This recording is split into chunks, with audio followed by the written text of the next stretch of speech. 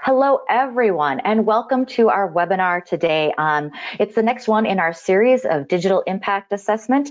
What might artificial intelligence offer impact assessment? And we'll be hearing from IFC's MALENA program. My name is Bridget John. I am with IAIA, and I am assisted by Laura Lee in the background, and we are very pleased to have you here today. If you hear something today that you would like to tweet out or share, please do so. Our Twitter handle is IAIA Network, and the hashtag for our webinars is on the screen there as well. As I mentioned, Laura Lee and I are from the International Association for Impact Assessment, and we are hosting this webinar today.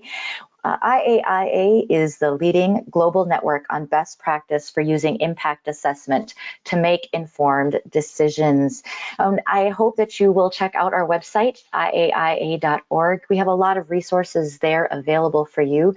Webinars on demand, you'll see a large variety of topics. This is just 3 of them on the screen now on ESG and emerging technologies and the impacts of COVID on field assessment work. Our upcoming events, we have a conference. Our annual conference will be held in Kuching, Malaysia. We hope that you will join us there next May. And we do have a variety of online training courses on our website that you could check out. We also have training in conjunction with mentorship through our professional development program, and a wealth of downloadable publications like best practice principles, short and concise fast tips, and so much more. So please do check us out at IAIA.org. Before we get started today, we're going to jump in with a little bit of housekeeping here and mention that we are recording this webinar. So a day or so after this recording or after this webinar, you will receive a link to the recording. We will be handling questions and answers at the end, but please feel free to type in your questions at any time in the chat or the questions panel that you see in your control screen, likely on the right side of your screen. We'll be monitoring those throughout, and we'll be posing those to our presenters at the end. And yes, indeed, the slides for today will be made available to you after the event. They are also included in the handouts section if you would like to take a look at those as well. And one final note is there is some technical issues that we're having system-wide with our webinars platform in terms of video. And so unfortunately, you won't get to see any of the bright shining faces of our presenters today, but I think you'll find that there's a wealth of information that they'll be providing regardless. So without any further ado, I do want to turn it over to our moderator for today, Josh Fothergill. He is the impetus behind this digital impact assessment series that we have started, and he is the founder and director of Fothergill Training and Consulting. They provide independent impact assessment expertise and capacity building services. And he's also the lead author of the State of Digital Impact Assessment Practice that was launched in 2021 and creating the award-winning EIA Quality Mark Scheme. So Josh, I'm going to turn it over to you, and you can introduce us to our panelists and get this fantastic webinar started. Thank you very much, Bridget, and welcome everyone. Let me add my welcome to Bridget's and the IAIAs.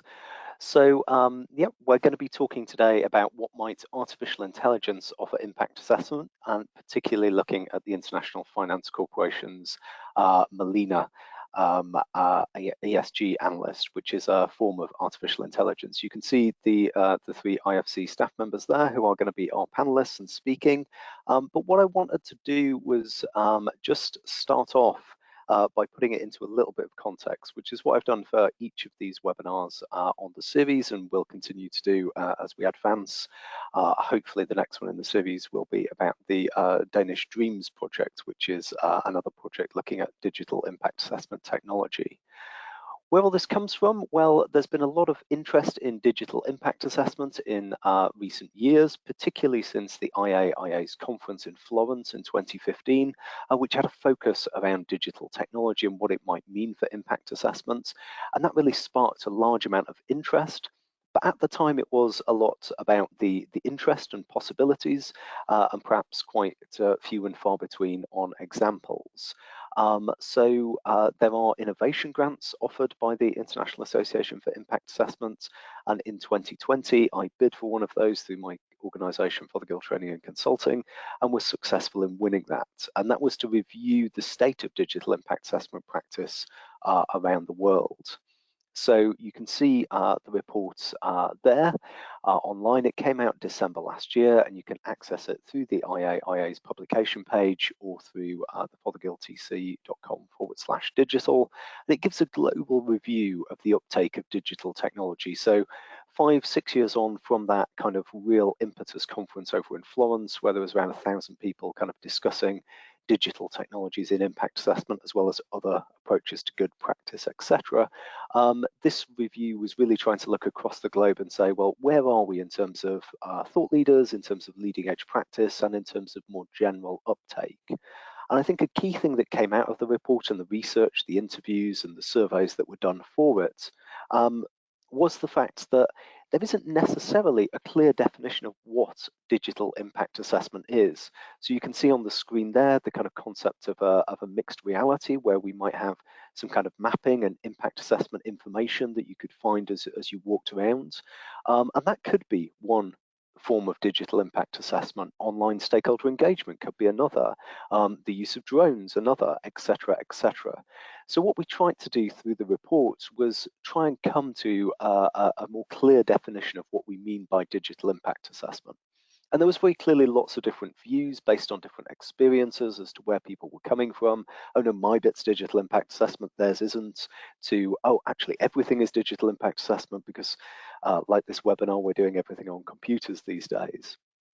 Ultimately, we came up with quite a broad definition. So the use of advances in digital technology and their applications in the pursuit of enabling more effective impact assessment practice. So for it to be digital impact assessment, it can be an existing technology, but it needs to be being embedded into the impact assessment process with the intention of trying to improve its performance and move it forward. And it's certainly a global phenomenon. I'm not going to go through all of the details on this slide, but you can see in every continent, every part of the world, there is, and certainly we found examples of the application of digital technology within environmental impact assessment and environmental social impact assessment, etc. So we've had some discussions and some examples earlier in this series from the Netherlands and from Serbia with digital EIA platforms and the MVigo platform. And then the last one we had back earlier in the summer was around some of the kind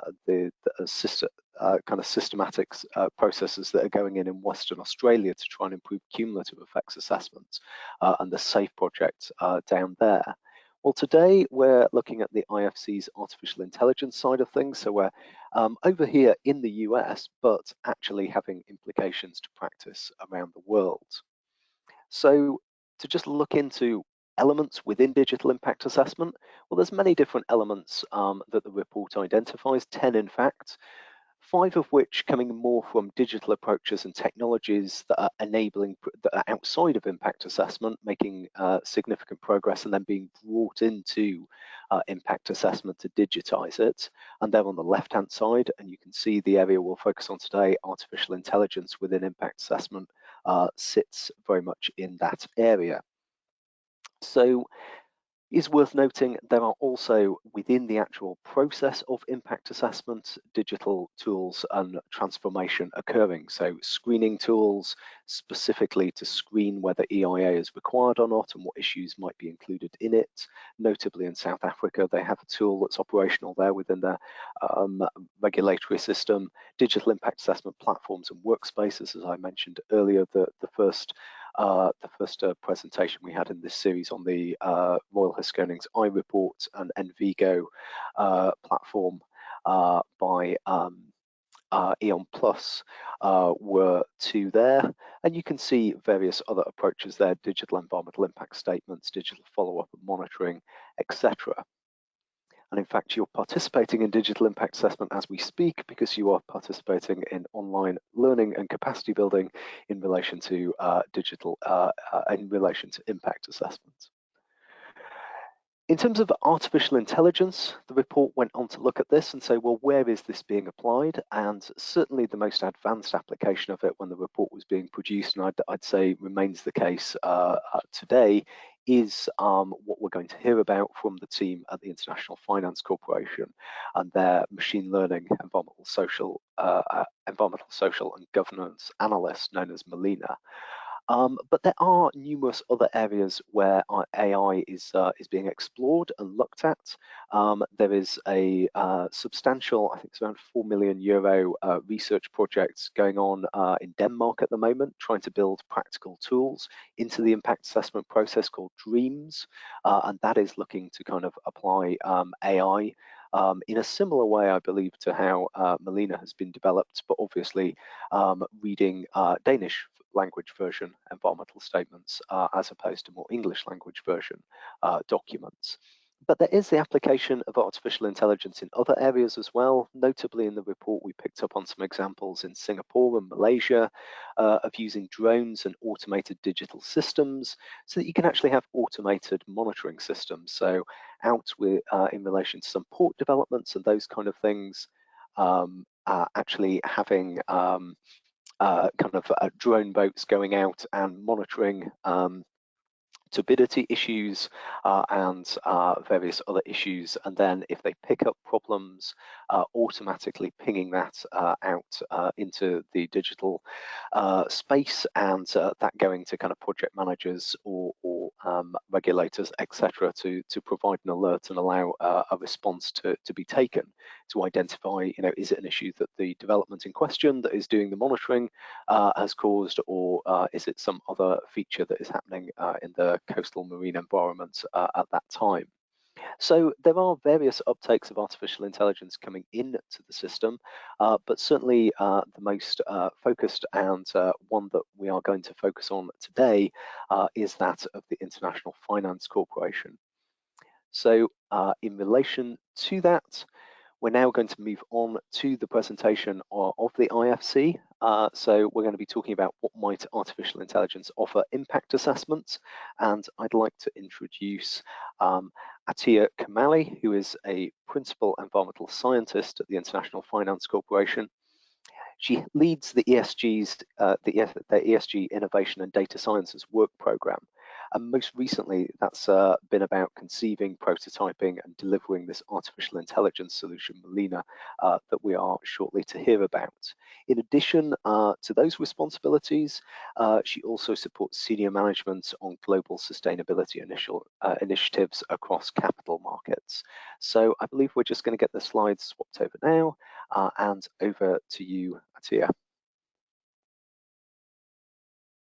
Great, thank you so much, Josh. Thank you very much for the kind words. I greatly appreciate it. We're big fans of the work that you're doing, and thank you to you and to IAIA for inviting us to speak today. It was great to be included in first to see the way you've mapped the space, and then to understand also, from the report, what other groups are doing. So it was wonderful to be included. Thank you very much. I'll want to start.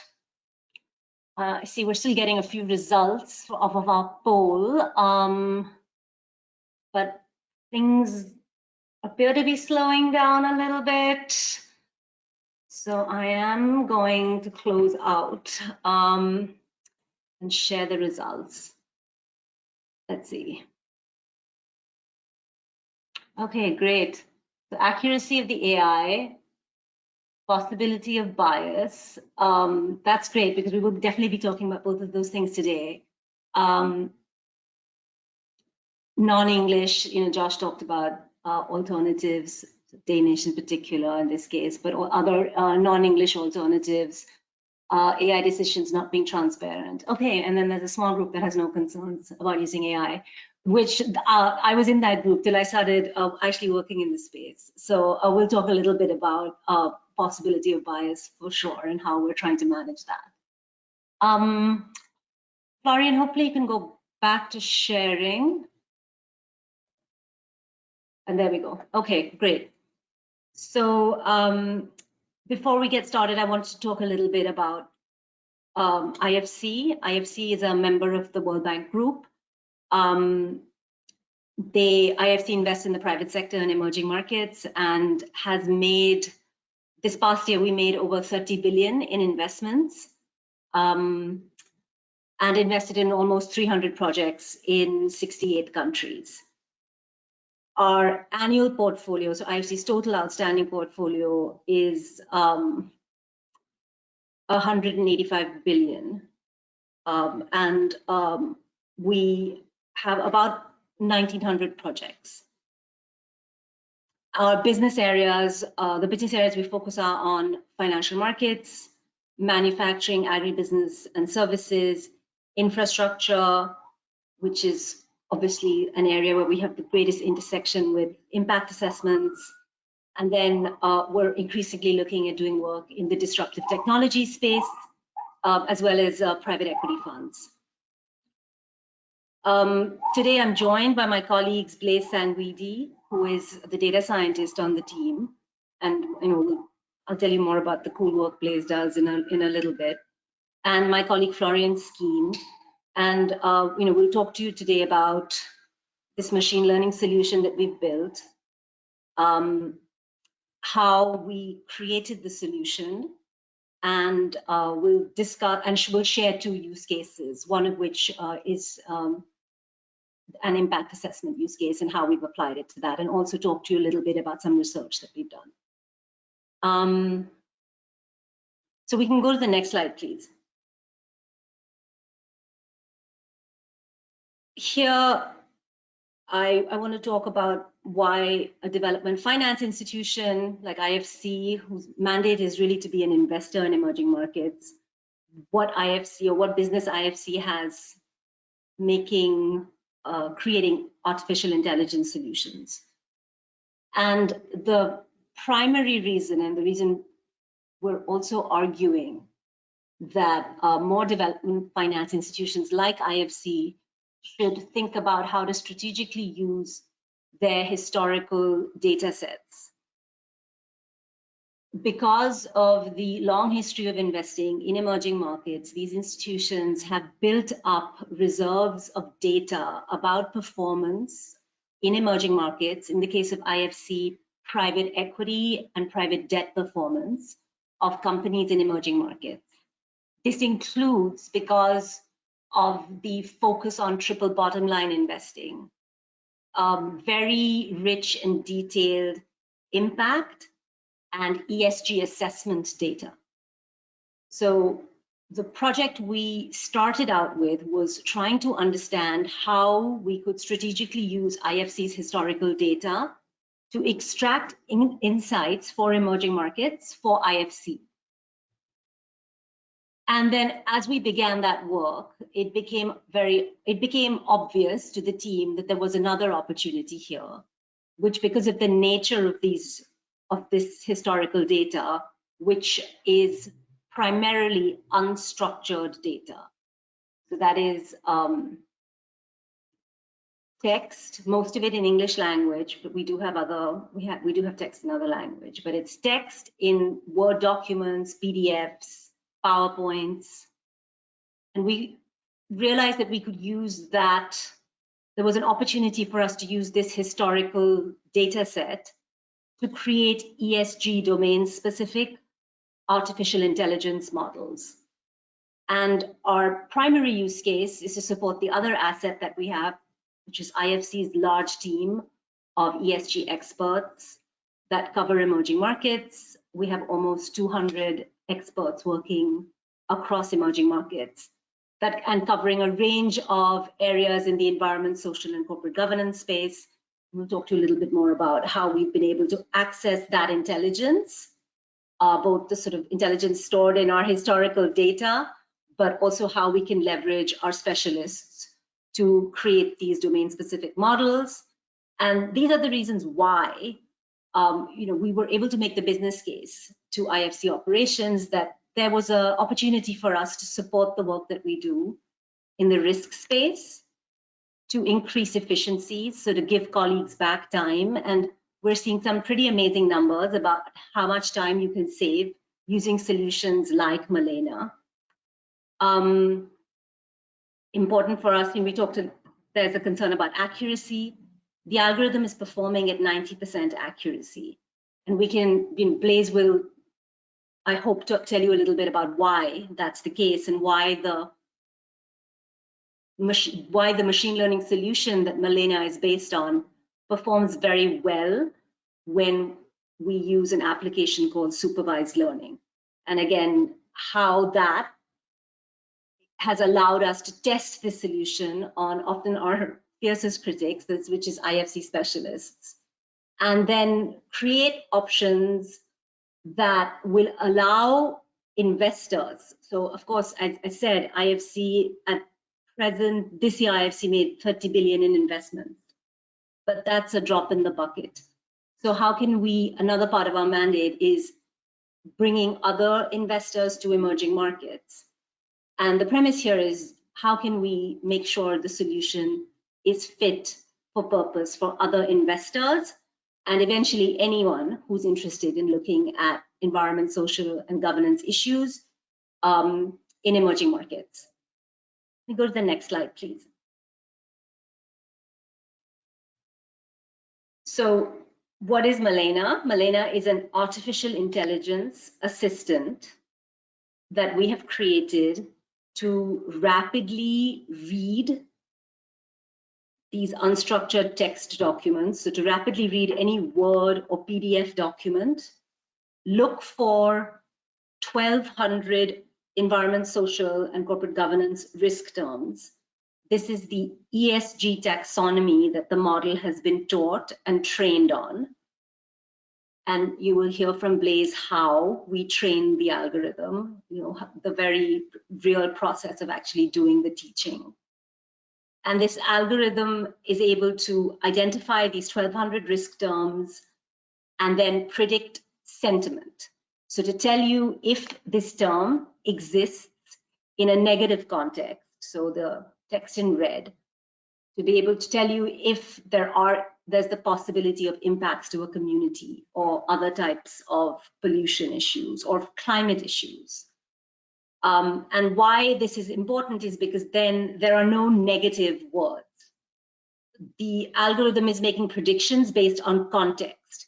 So the example we have here of no fatalities means the word fatalities in this instance will be returned to you as data, as structured data that will tell you that that there is the instance of the word fatalities in a document, but you don't have to worry about it, or it occurs in a positive context.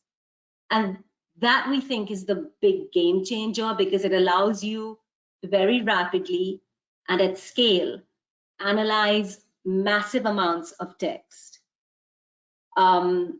So the other big statistic we like to throw around is the algorithm can read 19,000 sentences in a minute.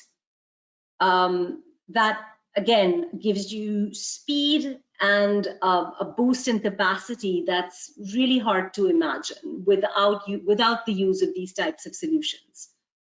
And we can talk more about why that's the case and why this is the right time for institutions like ours and we're always encouraging other folks to look at this, because there's so many opportunities in this space.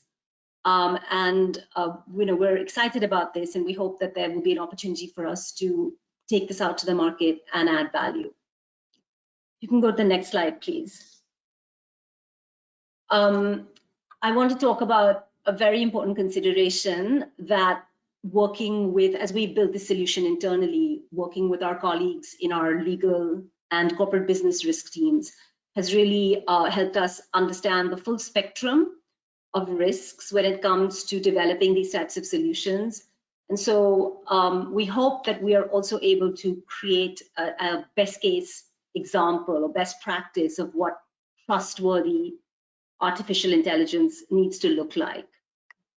We think it's really important in order for us to be able to convince the investors who, we are eventually hoping will use this solution to make investments in emerging markets targeting the Sustainable Development Goals. But before that, we recognize that there are a number of areas where we have to, where it's important for us to sort of set best practice, because where this is one of the first solutions being developed by an institution like IFC. And we're really benefiting from work that's been done. We're very late to the game, so we're benefiting from work that's been done already across the board. There are a number of standards out there. We will be focusing on being transparent about how we manage data bias, and of course, actively managing data bias, as well as model performance and model drift, and constantly be monitoring that. And then Blaze is hard at work building a solution that will allow users full transparency into how the model predicted every single risk term. And this idea of full transparency is something that Florian will also cover when you hear from him around how we're really trying to give users end-to-end transparency and understanding of how the solution works, which is very important. So that's really, these are the areas that we're really focused on trying to make this a best practice case, both for our users, helping our users understand how the solution works, why it works a certain way, and increasing this whole idea of what's called explainability. So explainable AI or responsible AI. It's also called ethical AI, but we're very much focused on making sure that our users understand transparency, how the model performs, accuracy, etc. We're excited to talk to you folks about that a little bit more. I think I'm now handing off to my colleague, Blaze Sanguidi. Blaze is our lead data scientist, and it's been really great working with Blaze because he has shown us as an institution how we could leverage these very sophisticated machine learning approaches, but to deliver solutions that can add so much value, and why we're well positioned to do that. So Blaze, handing off to you. Thanks. Thank you, Atia, and hi everyone. I will be talking about how we concretely train the algorithm, and hopefully providing you some understandable details. But before that, I want to give you an idea how we can position Malena on this, AI broader space. AI usually it's a generic term describing how computer system can perform tasks that's usually basically reserved for humans, like problem solving or decision making. But in concrete, we have the orange circle that you are seeing in your left hand side is a subset of AI called machine learning, where it's basically based on the idea that machines or computers can learn from humans, or more precisely from data that humans can provide to those machines. And then once the algorithm learn from humans, we can then use it for to identify patterns and solve some technical tasks like sentiment analysis use case that we are covering today, and with a minimal human intervention once the algorithm is trained. And just below, you'll see the blue circle where we it's most the focus of Malena, because the model that we deploy in the backend system is, most of them are NLP models, natural language processing. And what's NLP? The NLP is the fact that machine can understand human language, such as written text, audio contents, and so on. And and those algorithms can then perform specific tasks like language translation, for example, or again sentiment analysis that we built for the MALENA use case. And just in the a darker blue circle, you have MALENA, which is a part of deep learning.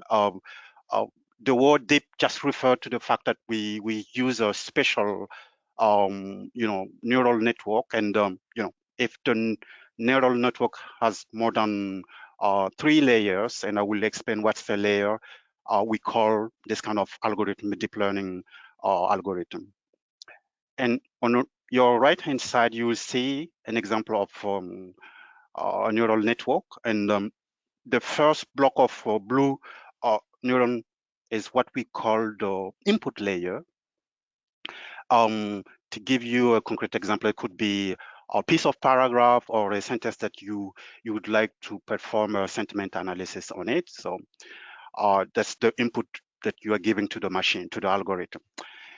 And more more importantly, in the middle, you see the 3 blocks of green neurons. That's where we usually train the algorithm. That's the part that we concretely, take a general language model from Google or from Facebook, and then we add a layer of expertise to be able to, and help the model to be able to do a very specialized task like, again, EEG sentiment analysis.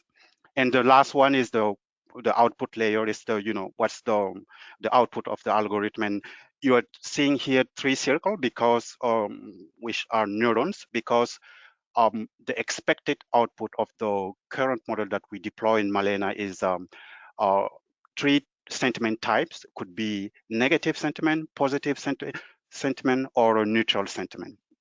That's why you see the 3 circles. And next slide, please, Florian. Yeah, so now how concretely did we, train this model? First of all, I would like to add to give you a little bit context on the approach, and I will focus on the supervised machine learning approach because it's the one that we use frequently, and then it's the most important part of the MALENA models. What's supervised? The supervised machine learning approach is the idea that we can teach the algorithm, but before doing this, we need to show the algorithm some examples that we usually call label data. We need to specifically tell the algorithm what's the positive EEG sentiment, what's the negative EEG sentiment, and what's the neutral EEG sentiments look like. And why did we train again supervised to perform EEG sentiment? Because we did try the out of the box model, and most of them, and all of them were badly performing on the EEG text because the text is very technical. If you look at the ESA, you will see it's very technical text, and the open out of the box model are usually trained on restaurant review, data coming from social networks, and it's not the right, or I would say data scope of data to train on it. So, and I was saying, to train a supervised machine learning model, we need a good amount of examples that we call label data. And you can see on the right hand side that we ask our specialists, and Atya was saying that we have more than 200 specialists to help us provide those examples. This is the first step, human helping us to tell, to build a data set to say, okay, this is a positive, negative, or neutral sentiment. And we repeat the process in the second step to have a good amount of those. But most interestingly, we have a quality check in this second step. First of all, we have a very rigorous guidelines, because we know that even within humans, they are not agree on the, what's the positive, negative, or neutral. So the labelers need to follow the guide. And before taking one example and train the model, we are making sure that at least two labelers, are agree on the same sentiments. And then the second quality check that we are doing in the second, this step 2, is to split the data into two parts. 85% of the data will be used to train the algorithm, and the remaining will be used to test and make sure that the accuracy of the model is, behaving like, EEG expert. And then in the third step, you will see that with the same neural network that we train and, make sure that's working fine. And then once the model is trained, we save it somewhere and then use it in the fourth step to test.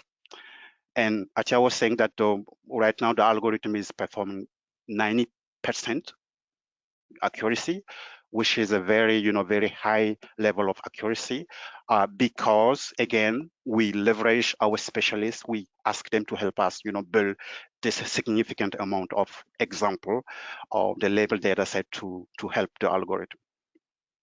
And the fifth step is optional, but we repeat the labeling process because we know that sometimes the algorithm is underperforming on a specific aspect, like a new document type that we want to add to the platform. We want to analyze using the platform. We know that we need to repeat this labeling process and make sure that the quality, the accuracy is high.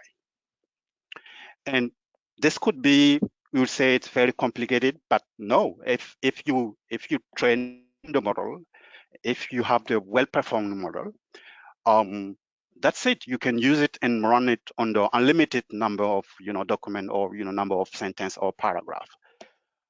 And I will show you in the next slide how we did it for the IAIA report.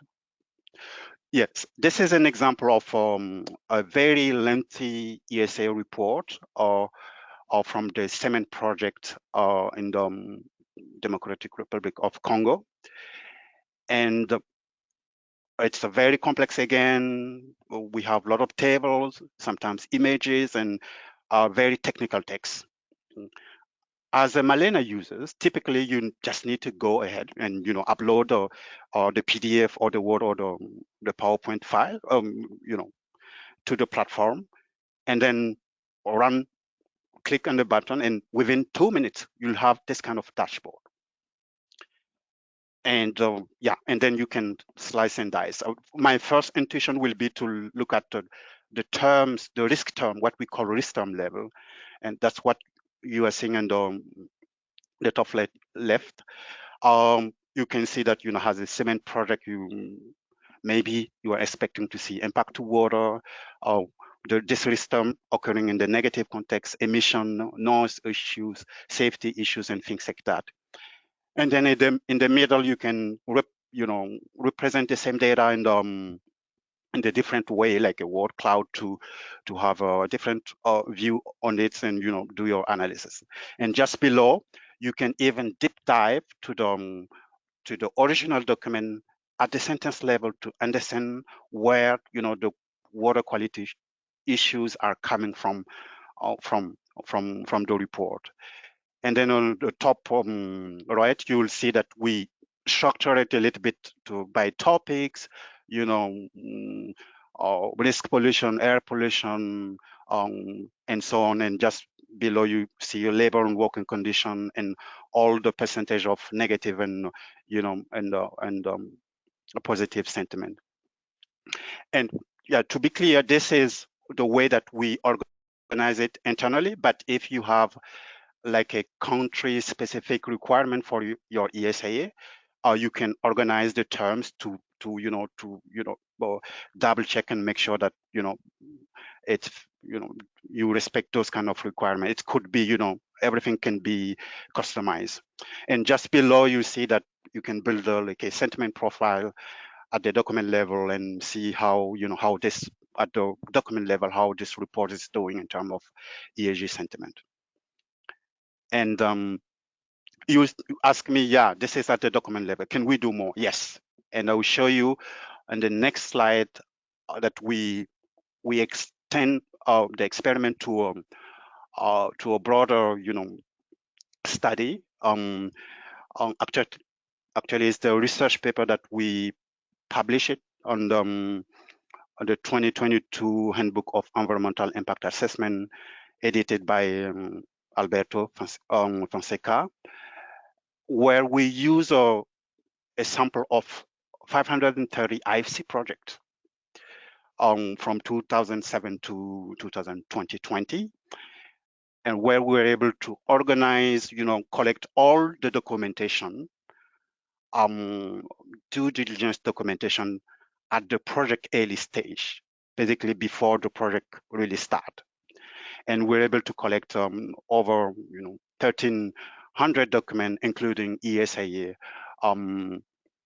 environmental and action plans, environmental and social policy, and action plans and all, etc.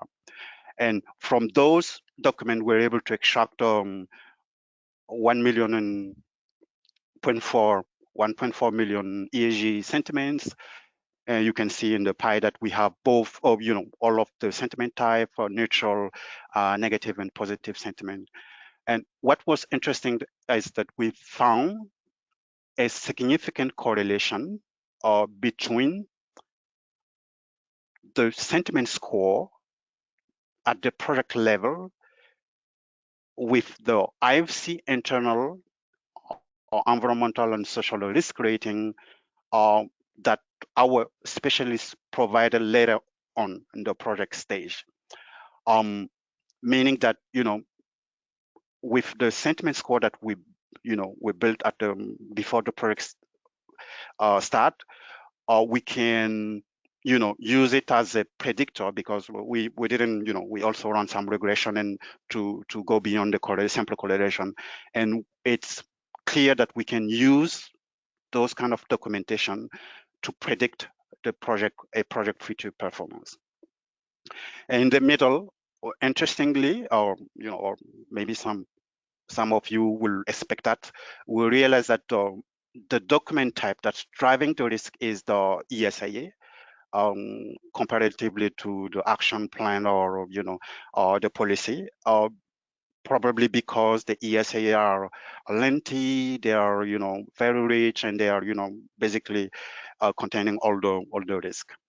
And finally, we realize that high risk project, it's have stronger correlation, and it's easier to predict those kind of projects.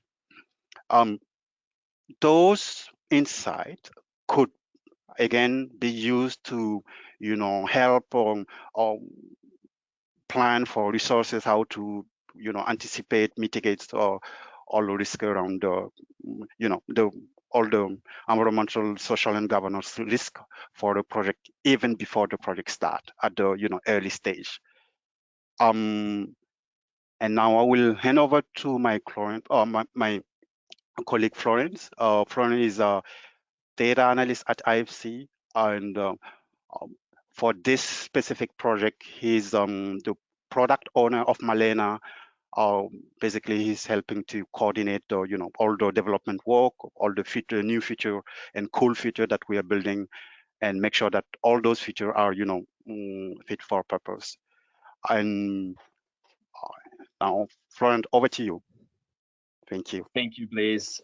Thank you for handing over. And I want to pick up on just what Blaise said about the features that we have in Malena. One, I think, of the most important features, and we also saw that popping up in the poll that that we had at the beginning of this webinar was that a lot of you are, let's say, skeptical or curious to know how AI decisions are made, and are concerned about the transparency of the decision-making process and how, for example, what data we use as a part of that. And so I will actually walk you through another use case where we looked at corporate disclosures, in this case, an annual report that a company disclosed, and we'll show you how Malena can structure the information that is contained in such annual reports, but also show you more in detail how Malena is designed to be transparent, to show users where is the information that Malena can extract and aggregate, where is that information coming from. And as a second part of this case study, I want to highlight just how easy Malena makes the analysis of the data and of the information that is contained in such documents. So we looked at an annual report here. Malena was able to extract over 1,500 ESG sentiments, positive and negative, from that annual report. And really the idea is that once you extract the data, and this happens in a matter of minutes, Malena can read text at 19,000 sentences per minute. So analyzing an annual report takes, in most cases, less than a minute for the actual predictions to happen, and a few minutes before and after to prep the data and then put it in a dashboard. But really, structuring the information contained in an annual report takes a few minutes, rather than, however, if you're a quick reader, maybe half an hour to read through an annual report and get a sense of what's going on. The beauty of Malena is, and the beauty of structuring data that is contained in unstructured, inherently unstructured data, such as Word documents, PDF documents, environmental and social impact assessments, or annual reports, is that now you have numbers and tables and graphs that you can interrogate and that you can look at. And so, for example, in this report, we see on the bottom left side in that table that we have a lot of negative sentiment in the resource efficiency and pollution category. We have the highest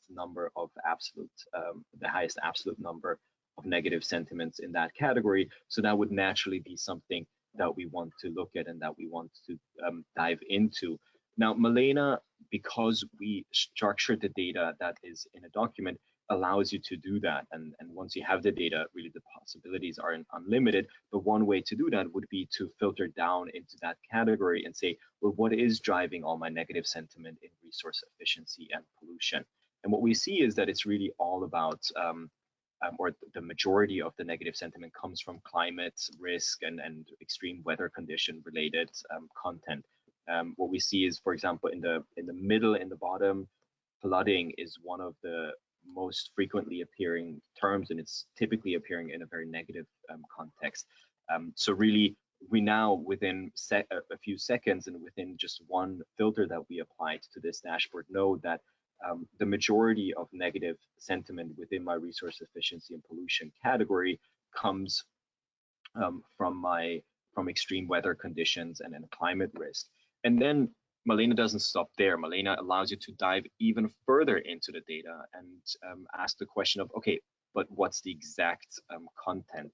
What's the exact context? Why do I see so much negative sentiment around flooding, for example? So Malena is really designed to be a transparent solution, a solution that allows users to go from the highest possible level, maybe even starting with an ESG sentiment score, diving all the way down to the sentence level context and asking the question, well, what's the context? And we see that on the next slide, where we highlighted where some of these examples of the word flood or flooding appeared. And then here we have a section of the annual report that, where the annual report is describing all the harsh weather conditions and devastating impacts that they had on people's lives and livelihoods in the past year, and that climate risk will continue to be a major concern for companies operating in that environment, such as this company. So this is really what we want to highlight with this use case, is showing you just how transparent Malena makes the data, makes the process, makes the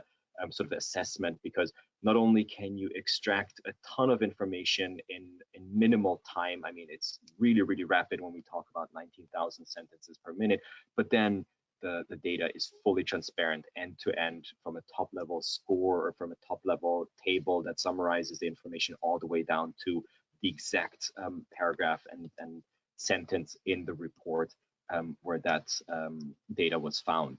And that's one of the beauties of Malena and how the solution is set up.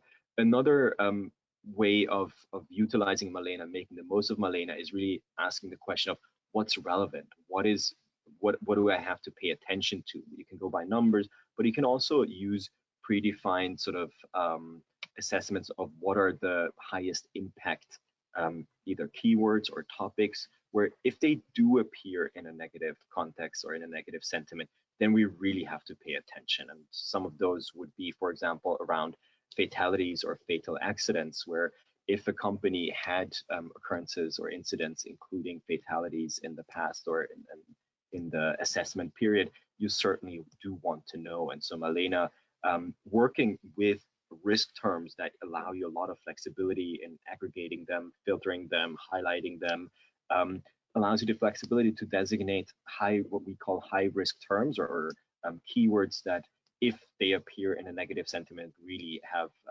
very negative impacts on your operations and on your ESG assessment.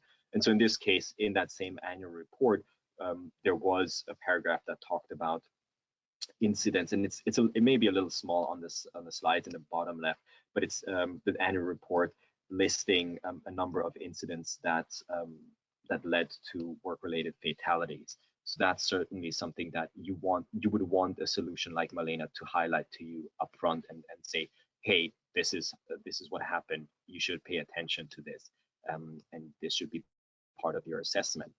So it's all about transparency of the data, of the solution. Why do I see so much negative sentiment in one space? Where is it coming from?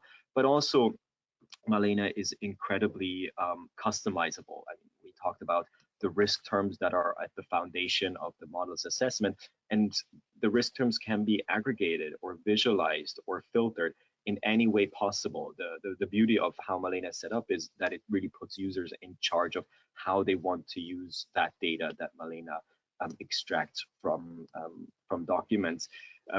In the product offering side, we also want to be as flexible as possible with our user base, and we offer different solutions depending on our user group. We offer enterprise level solutions where if you have big data sets and you have high ongoing project streams or deal flows, and therefore data flows, we can accommodate that. Or if you are more on the individual deal level, we have a web-based solution. And then down the line, we're also working on integrating Malena seamlessly into the document views that where if you open a document, you automatically see the sentiment analysis in a PDF or in a Word. And really, what we're trying to do is build a solution that is easy to use, that is flexible and meets different user groups' requirements. And that's why right now we are in the beta testing phase. For another 6 to 9 months, we really want to test Malena with a diverse group of users. We're currently actively testing Malena with a number of institutions and different emerging market investors. We work with our sister organization, the Multilateral Investment Guarantee Agency, who are using the enterprise level solution to fully integrate Malena into their ESG analysis. We're working with a European expert credit agency, we're working with a large asset manager, and we're working with the regional development bank to really test Malena, to get feedback on the accuracy of the AI. We're working with them on the products development to say, is the output that you get from Malena fit for your analysis? Is it aggregated in the right way? Do the visuals make sense? And this is also where we want to call on any emerging market investors in the audience today. If you are interested in a solution like Malena, if you're interested in beta testing with us and providing us early on feedback that would then educate the product development, please do reach out to us. We are aiming to bring Malena to markets in the coming summer to early fall. In the meantime, we really want to get as much feedback and test Malena as broadly as possible to make sure that when we do launch Malena, our user base is happy with what we brought to market. So please do reach out with any questions, feedback, inquiries. I'm sure we can share our contact details after the webinar as well. And I will now hand back over to Josh for any questions from the audience or any feedback. Thank you very much.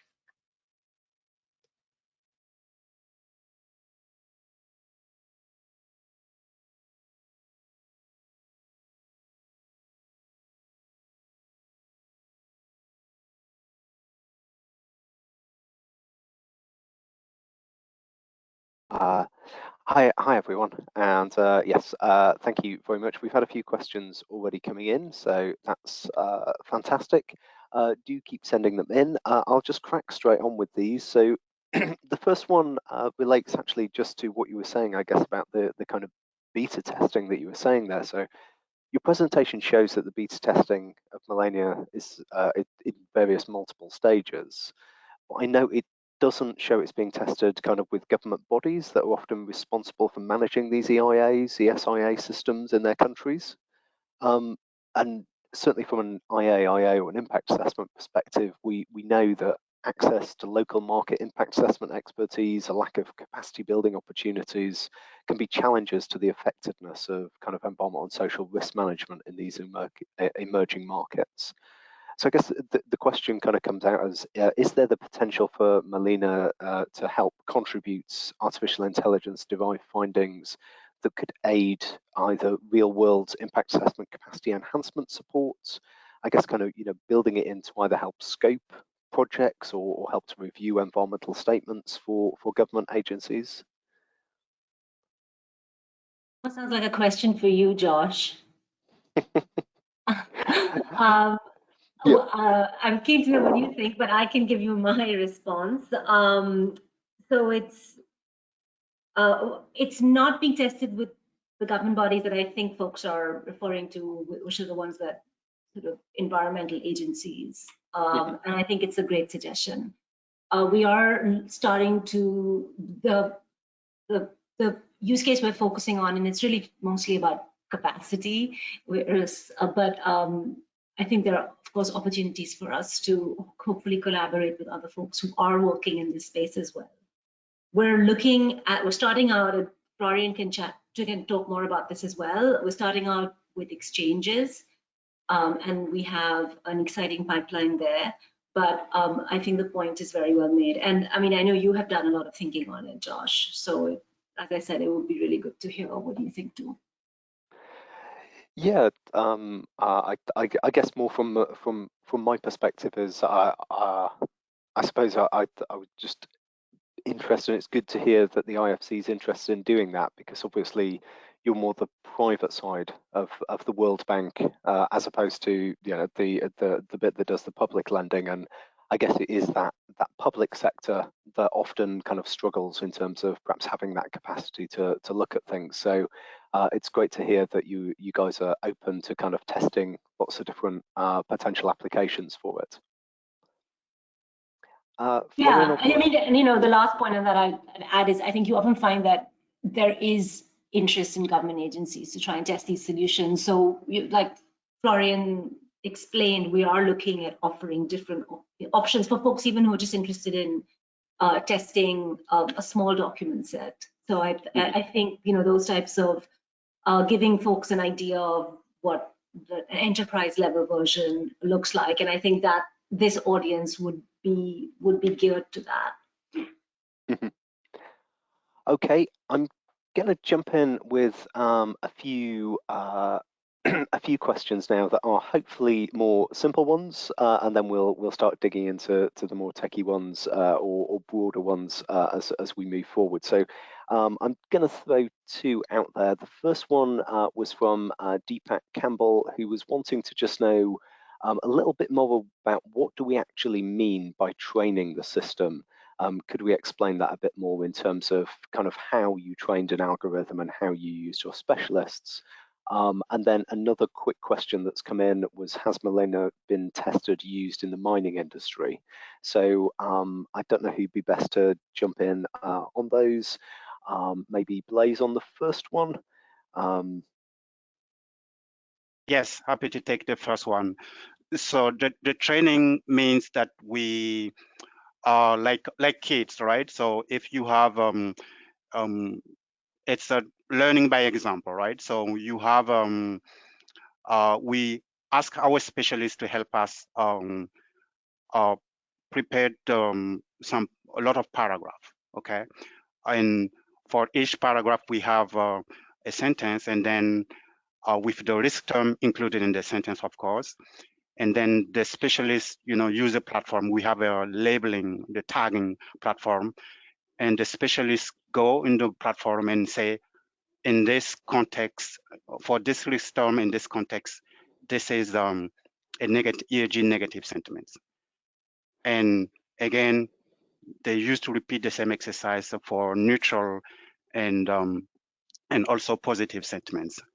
And once we have those examples that we want the model, the algorithm to learn from, we basically take a general language NLP model published by Google, and recently published by another the advanced one recently published by Facebook, to say, okay, you have the basic, you have the the general English language understanding.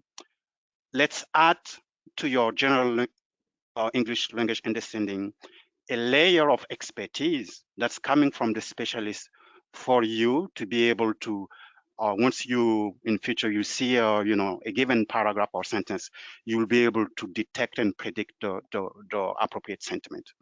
That's the idea behind training the algorithm. First of all, some examples, good examples, and then the second stage we use a general English language that's doesn't have any expertise on EAG, and then in the middle we train it. We do all the data science technical work to add the expertise to this model. And then of course as we said, so we are testing, we test it many times to make sure that the accuracy is high enough to be able to deploy it in production. I hope that's helped. Yep, certainly helped for me. So hopefully it did for those Deepak's come back and said thanks for that. So that obviously helped him. In terms of, I guess, the testing of it, you said thousands of ESIA related documents have gone into it. So have any of those related to the mining industry? Can it kind of give accurate risk predictions to different sectors, including mining? I don't know who'd be best to jump in on that one. I think that's also one for Blaise. Blaise, do we have any insights on whether it's performing better? I don't know if we've looked at that, and I think it's another good suggestion to see how it's performing by sector, but wondering if you have any thoughts to share. Sure. I think the most important part is the risk terms level. My concern won't be the fact that the document is coming from the mining sector, but it's also, are we able to detect all the terms, relevant terms that may be specific to the mining sector? If we are able to detect the terms, the model, because before we train, we are making sure that all the terms that we train the model on are, have good example. So if you have a mining, related sector, terms in our taxonomy, I think we have a lot of them. The model should be able to to make accurate, prediction. One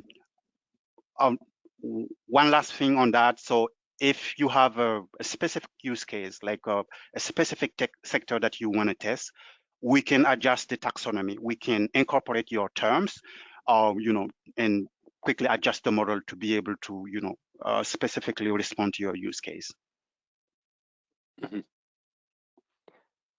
Thank you for that.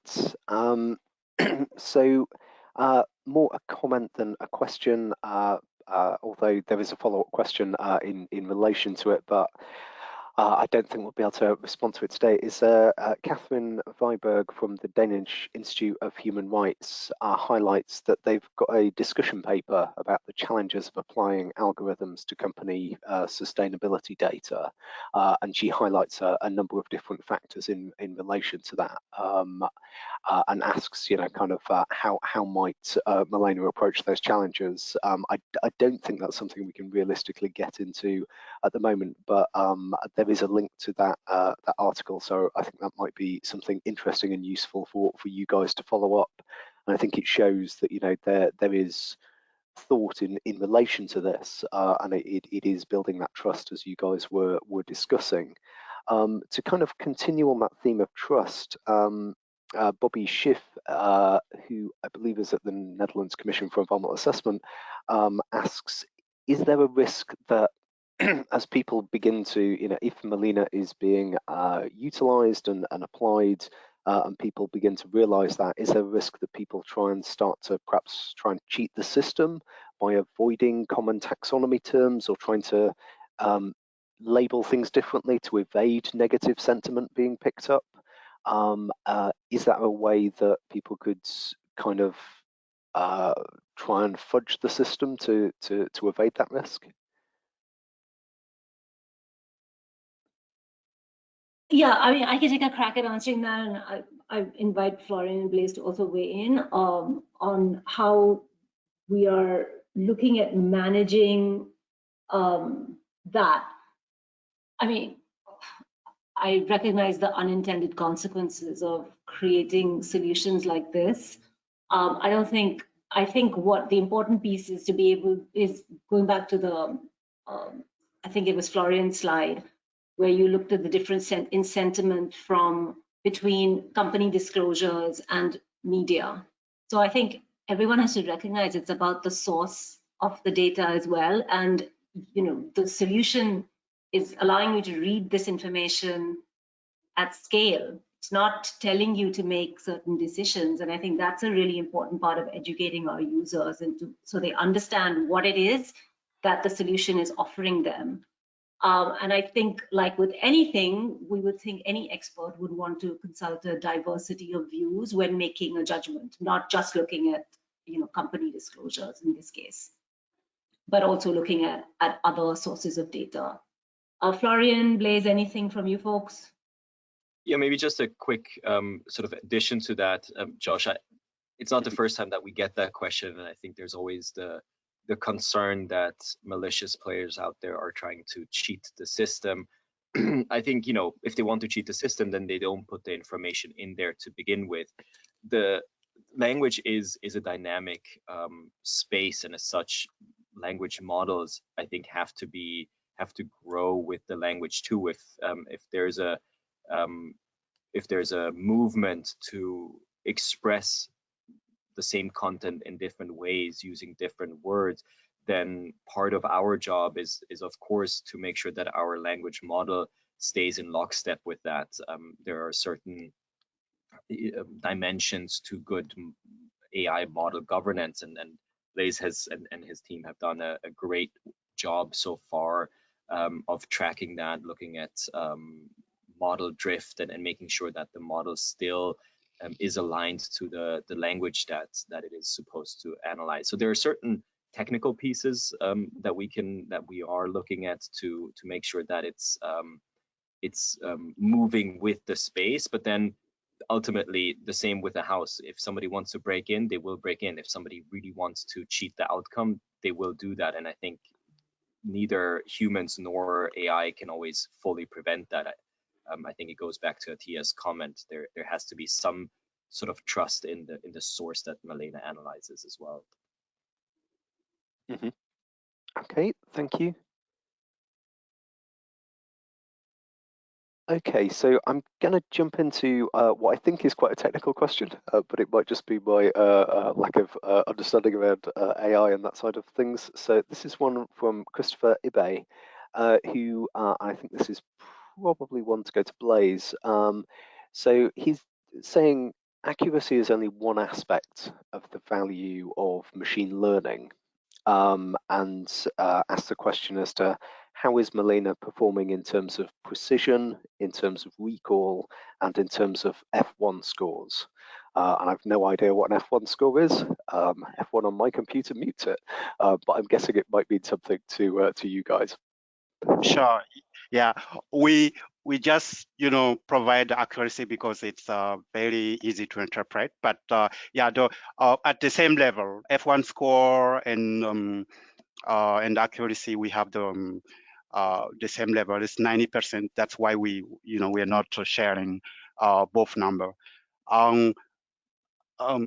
To be clear, even if the F1 score is globally is also 90%, between the sentiment classes, like neutral, if you want to split it into classes like positive, neutral, and and negative, there is some slightly difference between the precision and recall. So most of the the lowest number are around 89 or 88% precision and recall also. So nothing really concerning. The model is quite stable, and yes. So yeah, that's the metrics. Fantastic. And thank you for this question. Fantastic. And then I'll ask a follow-up question as I think it's in it's from Christopher again, and it's I think it's in the same vein. He's saying, how does the IFC deal with the risk of generalization error? So you indicated that you split the documents and 85% of it goes for training and 15% for testing. And he was asking about, isn't there a need to conduct some degree of cross-validation? Otherwise, you get generalization error, which again sounds a little bit more technical than I'd perhaps delved into AI before. Okay, sure. Yeah, I would go first, and then maybe Florian or Atya could add. We had this concern because when you test it on the small set and then you run it on the 15 million centers, you can see a drop in the accuracy. That's basically model drop. So we built into the platform the feedback feature for the user to, once they read the document, there is a possibility for them to say if the sentiments that we provide in the platform are correct or not. If it's not correct, they have the possibility to say, okay, this is not a negative sentiment, but it's neutral, for example. And then we frequently collect those feedback from the users to see, to track the model drift metrics. And so far, the model is able, to do this kind of generalization. And we are tracking this metric, closely to make sure that, the test data is aligned with the inference data. Because again, here there is another scale. So we move from, 100,000 sentences to 15 million sentences. And yeah, reasonably, we can see a drop in accuracy. And it's not happening right now. So that let maybe Florian add something on that. So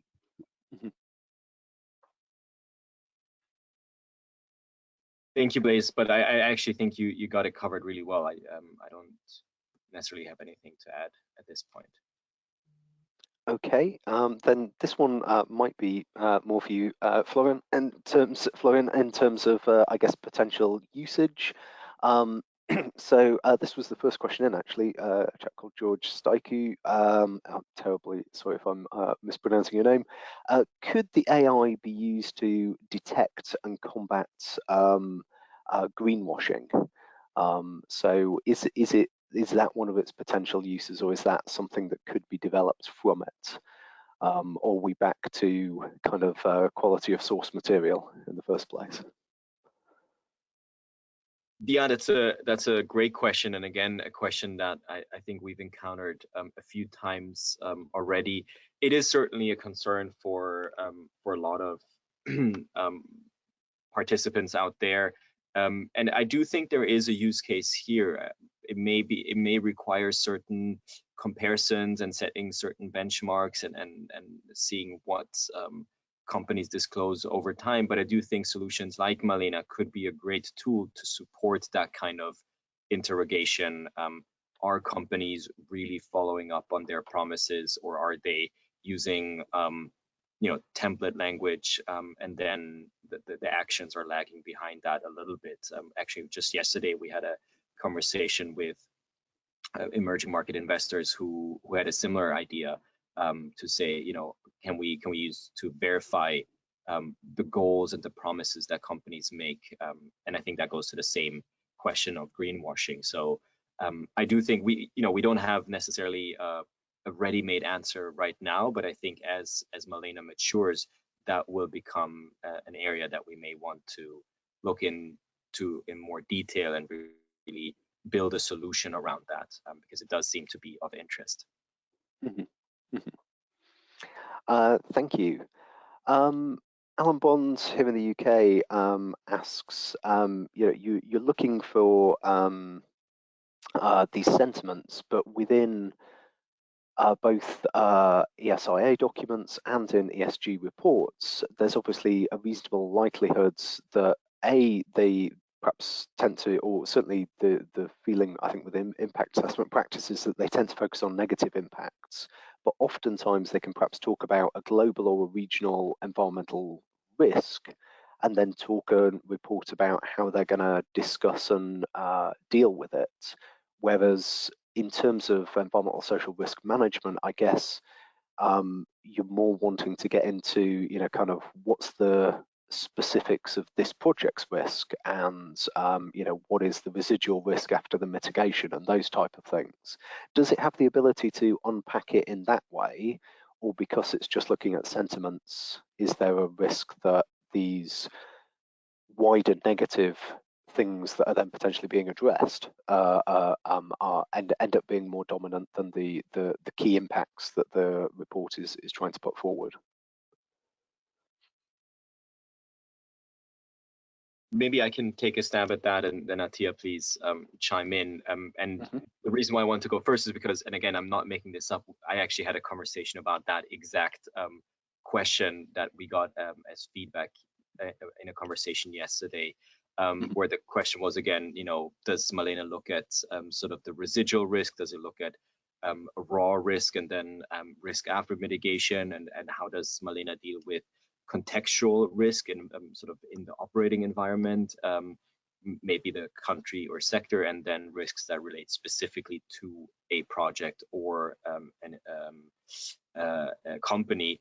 And I do think that at the core, again, Malena identifies sentiments, ESG sentiments, but then there are different dimensions. Who does that information relate to? Is it speaking about a current status, a future mitigation measure? And we have some additional dimensions to the currently 3-dimension model, where we say this is positive, negative, neutral, where we also look at the time component. Does it talk about a current status or a future development? We look at the severity of the content and the impact of negative sentiment. And we do have a named entity recognition model in that we're currently using to identify which entity, that may be an institution, or the entity could also be a country or a sector, does the information relate to. On the entity recognition model, we're currently doing that more on a document level, but I do think there is potential in the future to really refine that. And as we're getting that feedback, and as we get these questions, to take that next step and say, on a sentence by sentence level, who does that refer to? It's we're talking about quite sophisticated steps there, where you'd have to really think through that. But I do think that there are some possibilities, without wanting to promise any solution that we may not be able to deliver. But we hear that feedback, and we got that question before, so we'll look into how we can refine how we assign the information that we pick up. The first step is picking up the information, and then where do we assign that information? That's a great point. Okay. A question that I guess probably you've probably heard before as well, which is why are we supporting technology that's potentially going to put people out of work? So, I guess it's that kind of, what is the use for Malena? Is the aim potentially to remove analysts and humans from the process, or is it there to aid the process? Do you see Malena as something that might be looking to replace your specialists at one point? I can take a crack at that because I worked as a specialist. I started out doing in infrastructure project finance, and part of what I had to do was review environmental and social impact assessments. I'm pretty sure the me from, I won't say how many years ago, but would have been very happy to have had a solution that did this sort of summarization for me. And then also the ability to do a deep dive at the risk term level.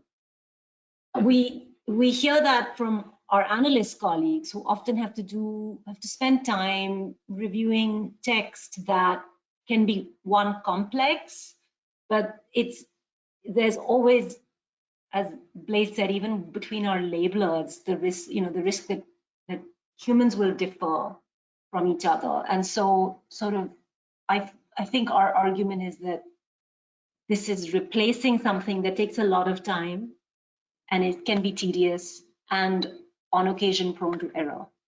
And if there's a way for us to support and give our colleagues back those 100 hours, that would be amazing. So I think we see it that way. Of course, it's hard to argue against, well, one day you won't need an analyst at all. I don't think that's true in the least bit. I think one has to recognize again that these solutions are there to enable decision making by a human. So you cannot allow, and that's why even when we're asked about the use of sentiment scores to make investment decisions, the answer is coming around to saying no, you can't allow a machine to make these types of decisions in some cases. So it has to be part of a process where you're giving back folks time that they can then spend doing much more value added analysis, but you need a human. Mm-hmm. And then I guess continuing on that vein, or linking into that really, is Elizabeth Monosowski asks or highlights the fact that ESIAs are usually dealing with contradictory truths. So according to different stakeholder interests, obviously a lot of the documents that you might be analysing, the ESIA ones that you indicate are the more accurate ones, those are going to be presenting positive and negative sentiments, but only from really the developer's viewpoint. And yes, they're meant to be objective assessments by the assessors, but obviously there are concerns about that. So I guess, how do you get, you can pick out risk, but that might not necessarily always be reporting through the full risk that stakeholders might have concerns about. So how might you pick up that type of information? I can take a stab at this one also. I mean, because I think it relates to the former question about, what is it? And I think some other questions we've had around other use cases, right? So what can the machine do to help you ask those questions or help answer some of those questions? So there's the bit that it's doing now, where it's identifying these risk terms and telling you if they go in a positive, negative, or neutral context. But wouldn't it be useful if it could also tell you that, hey, in 98% of other ESIAs for this sector in this market, this has been based on that, here's a benchmark, or here's a range. And by the way, this seems like there's something odd with this number. So that sort of value addition for then a human to ask questions like that I don't think a machine is ever really going to be able to answer. At least that's my view. I don't know, Blaise, Florian, I don't know how you guys feel about it. Yeah, I agree. And I think the typical use case for the ESIA, it's internally we are not writing the ESIA, so our mandate is to review the ESIA and make sure that it's aligned with our standard. Typically, we have the draft version coming from the project proponent, and it's maybe coming from a independent consultant or a company. And the add value for us is to be able to quickly run it using the application, and then trigger some question and go back to discussion and see how we internally we can plan resources to closely follow the project, or even go back to the project proponent and talk and see how some of the risk that the algorithm is able to evaluate, and then of course the human specialists can validate or can be managed in future. So that's the way that I see from the internal perspective the use case of the ESIA.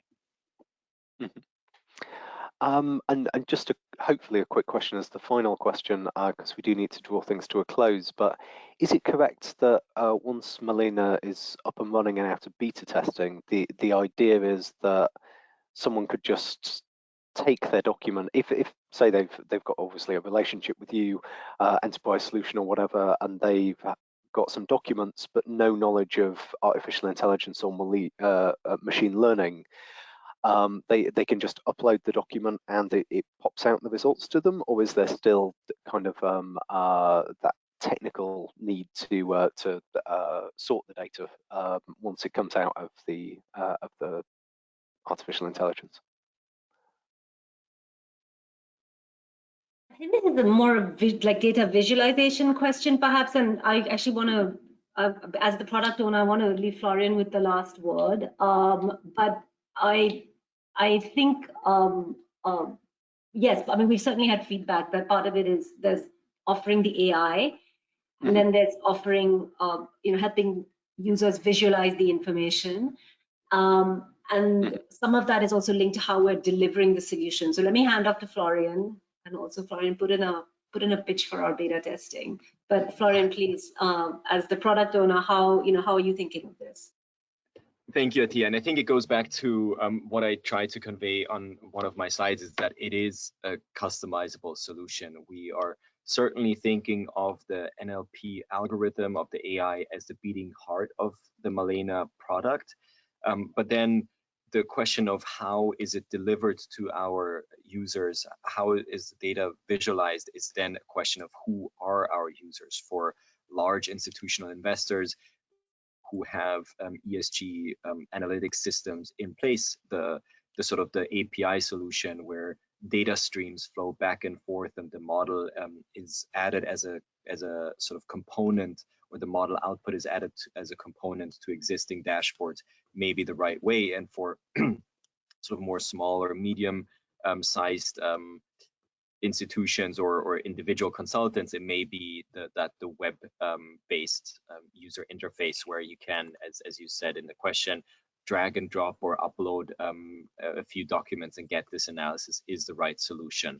So I think it's really that we're trying also through this beta testing to understand what works well, what doesn't work well. We have beta testers of different backgrounds and sizes. I think ultimately the idea is that you as a user should certainly have ESG expertise to interpret the data, but that it won't necessarily always require technical or data science expertise to use Malena or then interpret the data. So again, we are, as Atiya prompted me to do, we are still looking for beta testers. We have a few spots open. And if there is anybody on this call who is interested in testing that, and if you have some sort of emerging market investment, sustainable investment angle, we would love to get in touch and discuss ways to test Malena. Fantastic. Well, thank you, Atiya.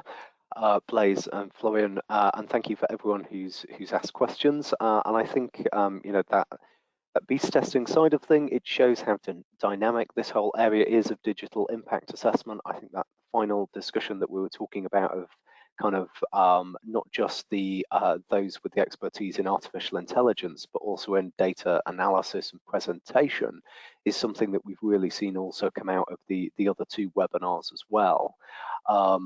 Particularly in relation to if you're going to try and build a digital impact assessment platform where you engage stakeholders on an individual impact assessment and its process, to make that efficiency in reducing the number of words in an environmental statement, you need to think about how you're going to present things digitally. So lots of links across there.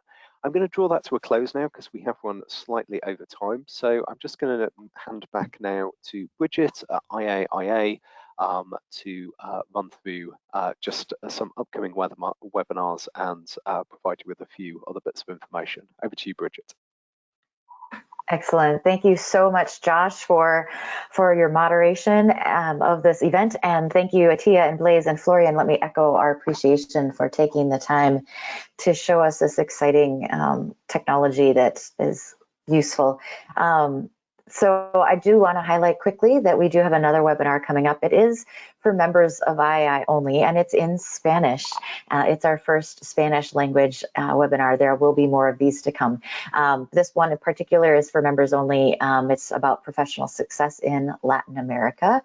And so I do want to let you know that in a day or two, you will be receiving a link to the recording, as well as links to the handouts and how you can find those. There also is a brief survey that you will receive when you leave and close out of the webinar. And I encourage you to please take a moment to fill that out. It's very helpful for us as we try and provide you with better and improved services and to give you the content that you're looking for. So please take a moment to fill that out. And of course, again, if you saw anything or heard anything that you wanted to share out on social networks, you can see our handle and hashtag there. So with that, thanks again, finally to our panelists and to Josh, and thank you to you for participating. We know that your time is valuable, and we hope that you found this valuable as well. See you all next time.